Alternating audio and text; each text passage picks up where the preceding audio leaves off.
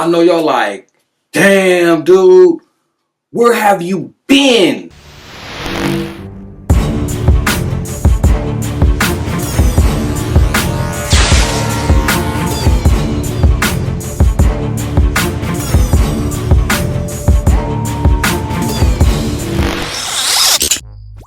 What's good? What's poppin'? Welcome to another episode of that deep shit where we connect the dots. And on today's episode, we're going to talk about perspective.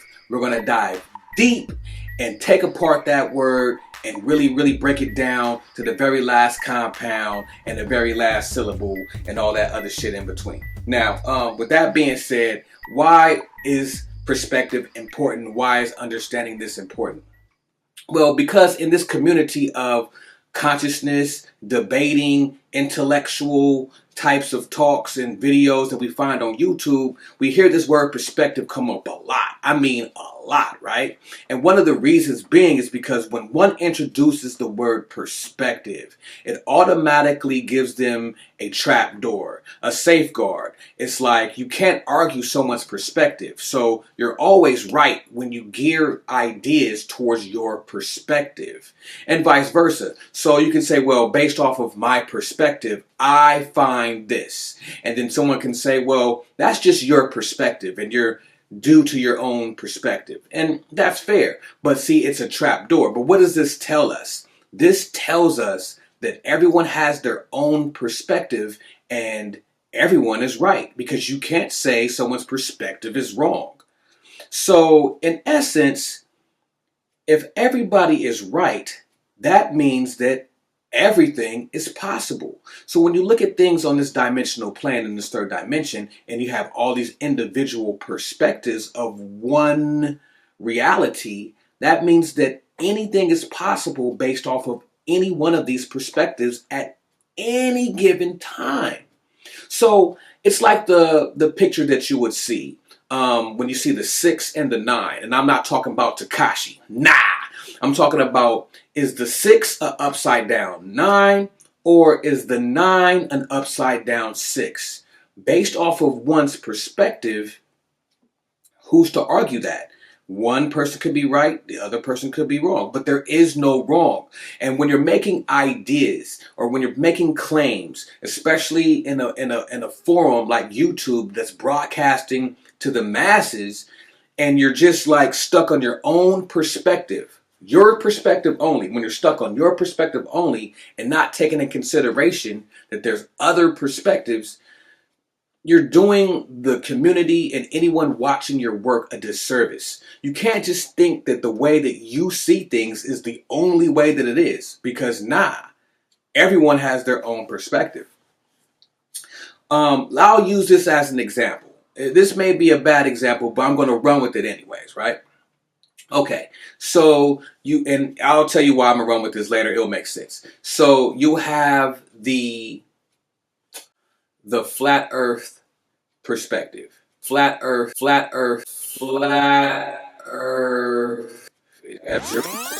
your alpha.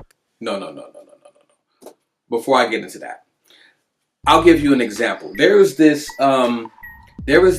puzzle game on Facebook to where you had to figure out the number, right? You had to figure out what was the sum of all the numbers based off of the symbols and their value. And when I seen this puzzle, I thought I knew the answer, just like everyone else that tried to answer it. And I'm gonna put the puzzle up in the middle of this video. So I thought I knew the answer, but there were many answers, and all the answers was correct based off of everyone's perspective of trying to solve the puzzle, right?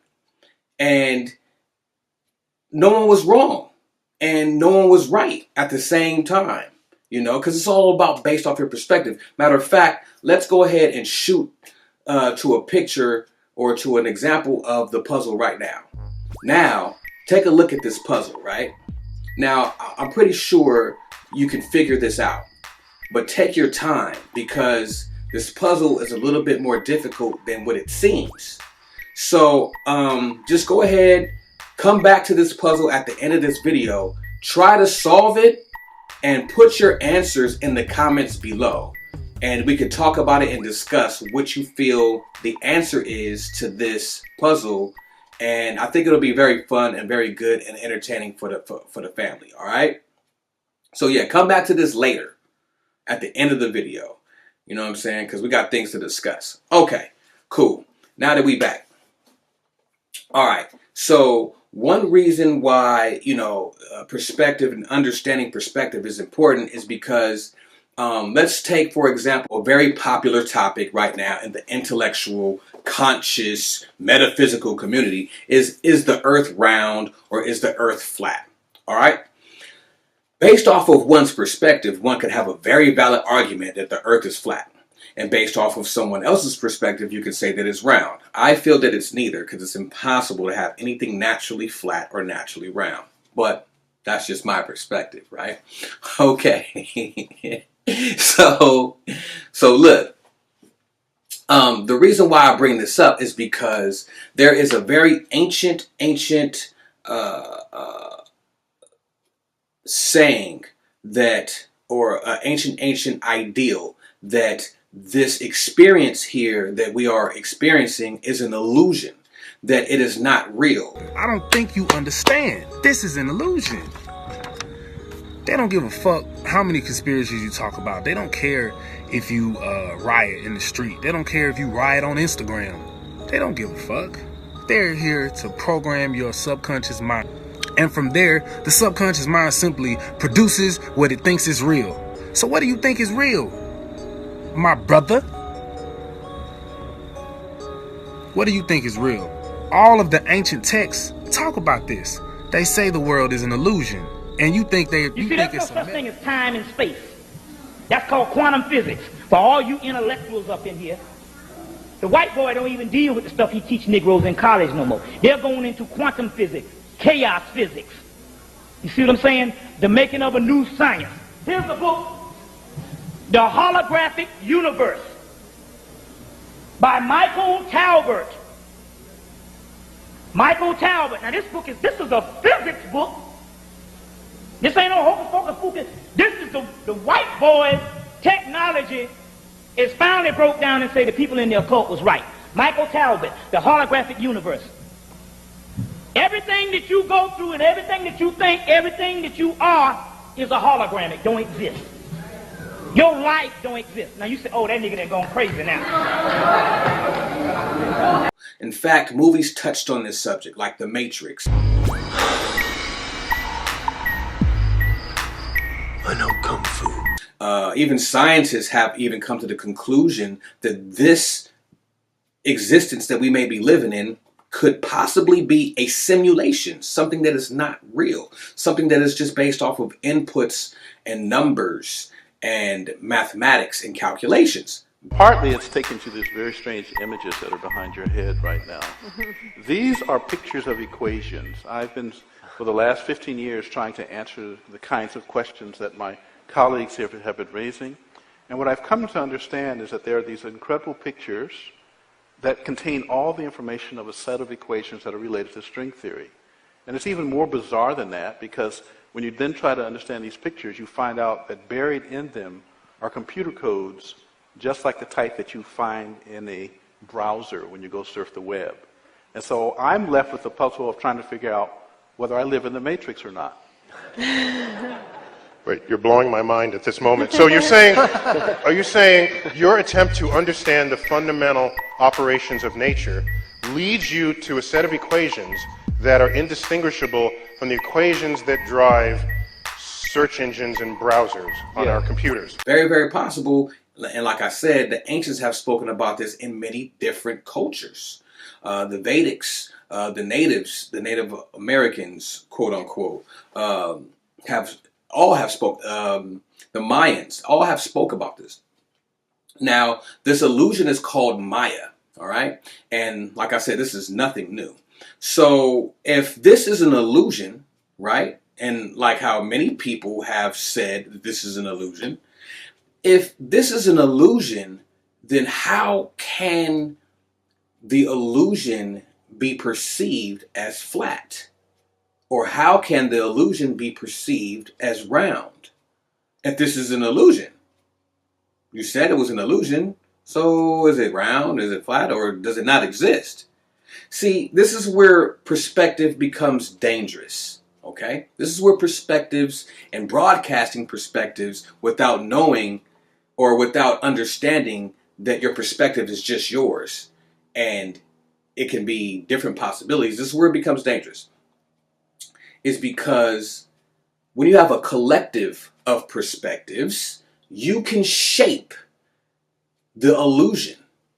You can change the illusion. If 5 million people start to all believe that the earth is flat, guess what happens to the illusion? Based off of perspectives and the numbers, the earth will perceive to be flat. You see? And the reason why I keep stressing the point of this being very dangerous is because whenever there's a mass movement of ideas, you have to start looking at the source and the reason behind the source and what could possibly be pushing it, right? So as we see that this flat earth movement is growing, right? And it's nothing new. It's nothing that hasn't been said before. But why now? Why all of a sudden now? See, if you don't start asking yourself why, your perspective is jaded. You have to counteract your own perspective. You have to. You can't just be like, oh, this is it based off of what I see and what I found. You have to prove yourself wrong. That's how you come to a conclusion. I digress, like I always do. Okay? All right. Let's keep it pushing. Okay, so why now? Why does this argument of flat earth come up now? I had to ask myself. I'm like, well, who's in control of the technology that's pushing the idea? Who controls this? Then I had to start thinking about, it's the people who control the technology. Then I had to start thinking like, well, why would they want a flat earth? Then I had to take in consideration the quantum computers. And just like how I did the video on the quantum computers and what they do and how they work and operate, it all started to make sense. The way that quantum computers work is that they calculate possibilities, perspectives. They calculate them. So it'll take facts or factors or calculations from a parallel dimension or universe, meaning a perspective, right? It will take calculations from parallel universes, pull data from those parallel universes and bring them back to the source. That's how these quantum computers work. So if the perspectives grows that there is a flat earth, the quantum computers will reach into those parallel universes of flat earths. Then I had to ask myself, well, why would they do that?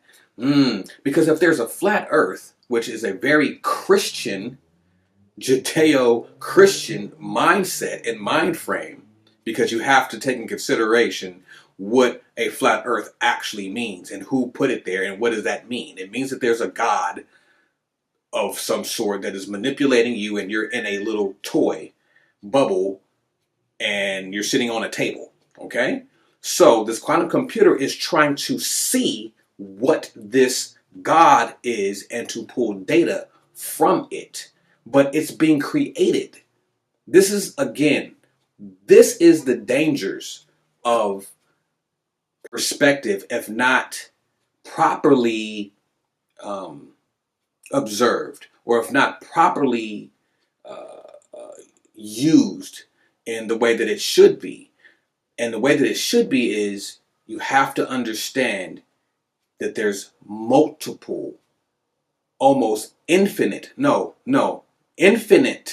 perspectives that are all true just as well as your own. So with that being said, I hope I didn't go over y'all heads and you already know what to do. Keep them third eyes open. Log on to newmysteryschool.com. There you can donate if you feel the need to. You can watch more videos like these if you like this video. And Hey, keep it pushing.